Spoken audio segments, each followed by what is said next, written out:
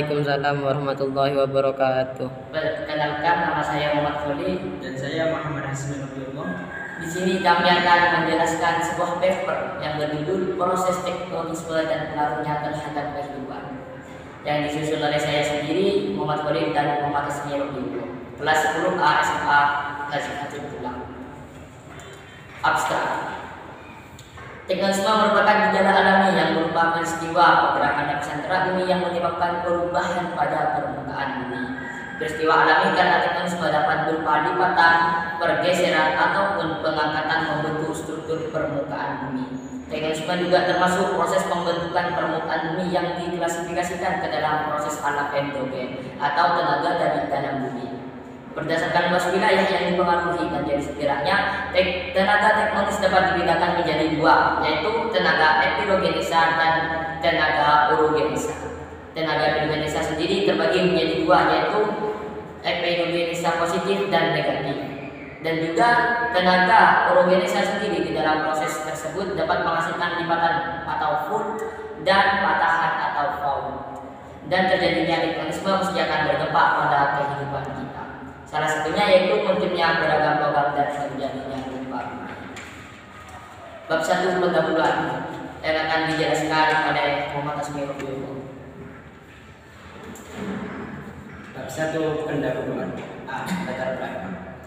Teknonisme adalah proses yang terjadi akibat pergerakan, pengangkatan, lipatan, dan pertahanan pada struktur tanah di suatu daerah. Yang dimaksud lipatan adalah bentuk muka bumi hasil gerakan tendangan secara horizontal maupun vertikal, yang menyebabkan lapisan permukaan bumi menjadi berkerut dan melipat.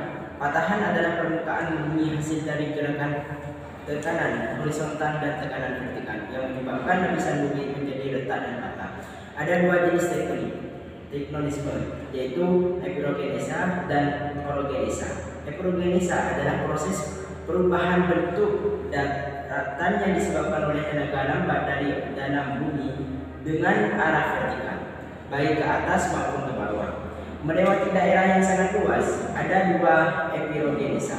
Yang pertama, epirogenesa positif, yaitu gerakan yang mengakibatkan turunnya lapisan kulit bumi sehingga permukaan air laut terlihat naik dan daratan menurun, contoh tenggelamnya pulau-pulau. Dan yang kedua, epirogenesa negatif, yaitu gerakan yang mengakibatkan naiknya lapisan kulit bumi sehingga permukaan air laut terlihat turun dan daratan menaik, contohnya munculnya pulau-pulau baru.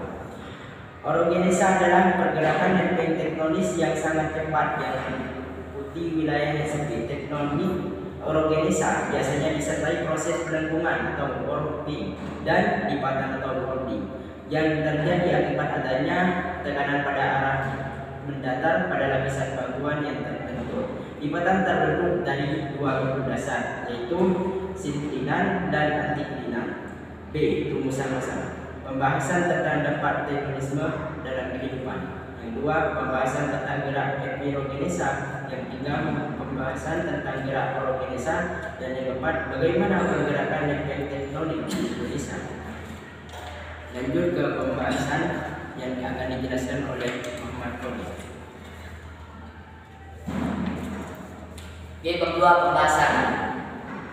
Yang pertama, membahas tentang dampak tektonisme dalam kehidupan. Dampak tektonisme terhadap kehidupan. Dampak tektonisme terhadap kehidupan, terjadinya tektonisme pasti akan berdampak pada kehidupan kita. Berikut adalah dampak positif dan negatif dari terjadinya tektonisme, yaitu yang dampak positifnya, yang pertama, keanekaragaman bentuk bumi. Adanya aktivitas tektonisme menyebabkan permukaan bumi memiliki pegunungan, danau, sungai, palung, dan daratan. Munculnya logam-logam berharga. Yang kedua yaitu munculnya logam-logam berharga. Dan yang ketiga, ada pembentukan pegunungan dan juga lembah. Adanya aktivitas tektonik bisa menghasilkan objek-objek dengan pemandangan alam yang indah. Dan dampak negatif dari tektonisme sendiri yaitu yang pertama, munculnya bencana alam berupa gempa bumi, erosi, dan longsor. Yang kedua, turunnya ketinggian pulau tertentu. Beberapa bagian wilayah di dunia mengalami penurunan secara perlahan akibat gerakan lempeng bumi. Sebagai contoh adalah tentunya gugusan pulau di sekitar Maluku Barat Daya, sehingga seolah-olah air laut naik. Yang kedua, membahas tentang gerak epirogenesa. Gerak epirogenetik atau epirogenesa merupakan gerak tektonisme atau pergeseran lapisan gerak bumi yang sangat lambat dan berlangsung dalam waktu lama. Gerakan ini meliputi wilayah yang besar dan luas, bisa dikatakan sebagai gerak membentuk kontinen atau benua. Contoh gerak epirogenetik sendiri yaitu penggelaman benua berwarna menjadi sesar India. Gerak epirogenetik ada dua, yaitu epirogenetik positif dan negatif. Yang positif yaitu turunnya daratan sehingga kelihatan permukaan air laut naik. Contohnya turunnya murai sungai Hudson di Amerika yang dilihat dari kedalaman 1.700 meter. Turunnya beberapa pulau di Indonesia Timur yaitu Kepulauan Maluku bagian barat daya sampai ke Pulau Banda. Dan turunnya lembah sungai Kongo sampai 2 km di bawah permukaan laut. Contoh dari yang negatif yaitu naiknya daratan sehingga permukaan air laut turun. Contohnya naiknya Pulau Buton dan Pulau Timor serta naiknya daratan dataran tinggi Colorado di Amerika. Yang ketiga, membahas tentang gerak orogenesa. Gerak orogenesa merupakan gerakan kulit bumi yang sangat cepat dengan wilayah yang sempit. Biasanya proses pembentukan pegunungan. Contohnya pembentukan jalur pegunungan dunia yang ada di bumi ini seperti sirkum Mediterania, Rocky Mountain dan lain sebagainya. Yang peristiwa ini dapat menimbulkan sesar dan lipatan. Adapun proses lipatan sendiri atau fold diakibatkan oleh tekanan horizontal dan tekanan vertikal. Proses lipatan adalah bentuk kulit bumi berbentuk gelombang yang terjadi karena adanya tenaga endogen yang arahnya mendatar dari dua arah yang berlawanan, sehingga lapisan batuan mengalami proses lipatan dan membentuk puncak lembah lipatan atau syncline dan lipatan atau anticline.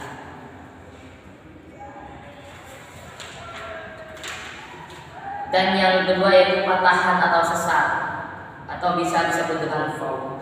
Morfologi hasil tenaga tektonisme lainnya adalah patahan. Bentuk alam ini terjadi karena tenaga endogen pada kulit bumi yang tidak elastis, sehingga bidang yang dilalui tenaga ini akan patah. Patahan terdiri atas greben dan hose.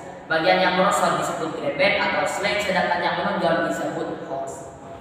Dilihat dari arah slip sepanjang bidang patahan, maka ada tiga jenis patahan yaitu deep slip, stretch slip, dan oblique slip. Pada deep slip, bidang kemiringan dari patahan terjadi pada sudut deep patahan.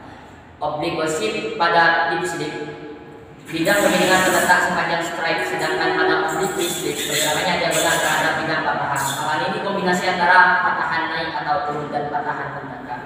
Berdasarkan arah geraknya yang bekerja pada lapisan batuan, morfologi patahan dikategorikan sebagai berikut. Oke, akan saya berikan kepada saudara Hasnil Firman. Berdasarkan arah geraknya yang bekerja pada lapisan batuan, morfologi patahan dikategorikan sebagai berikut. Yang pertama, patahan akibat dua tekanan yang arahnya horizontal dan saling menjauh. Pada khusus ini, dua buah tekanan yang arahnya mendatar dan saling menjauh mengakibatkan adanya retakan besar pada lapisan batuan. Salah satu bagian batuan yang telah retak itu mengalami penurunan. Yang kedua, patahan akibat tekanan vertikal arahnya, dan yang ketiga sesar naik dan sesar turun, dan yang keempat patahan akibat dua tekanan horizontal yang arahnya berlawanan, dan selanjutnya itu pergerakan lempeng tektonik di Indonesia. Wilayah Indonesia berada di pertemuan tiga lempeng besar dunia, yaitu lempeng Pasifik, lempeng Eurasia, dan lempeng Indo-Australia.